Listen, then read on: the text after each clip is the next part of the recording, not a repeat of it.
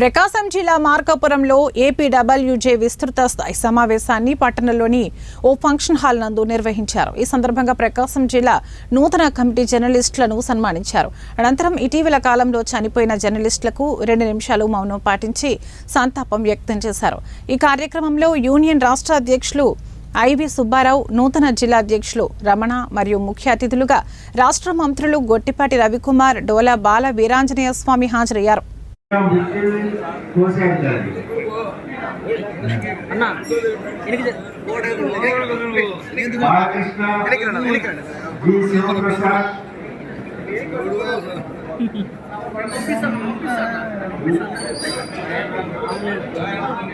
సుమాని Sivaprasad, Haribabu, Subrahmanyam, ఆశీనులైనటువంటి journalist workers అందరికీ కూడా ముందుగా నా హృదయపూర్వక నమస్కారం.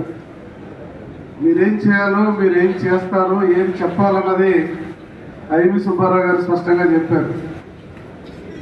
చేతిలో కన్నేంటే విమర్శనాత్మకంగా మారుతాయి, ఎందుకంటే మెట్ట ప్రాంతం నుంచి వచ్చినాడు కాబట్టి. ప్రజల పట్ల, రాజకీయ నాయకుల పట్ల, సమాజం పట్ల ఎప్పుడు కూడా అభద్రతా భావాన్ని పెంచుకో. అట్లానే మన ఒక నరసింహారెడ్డి గారికి, మా అమ్మాయి లక్ష్మికి, అట్లానే మా సోదరు లక్ష్మీబాబు గారికి, అదేవిధంగా బీజేపీ, జనసేన సంబంధించిన నాయకులకి, ఇక్కడికి విచ్చేసిన సంబంధించిన పత్రికా సోదరులకి, గొట్టిపాటి రవి గారికి, మన పార్లమెంట్ సభ్యులు మావడి శ్రీనివాసరెడ్డి గారికి,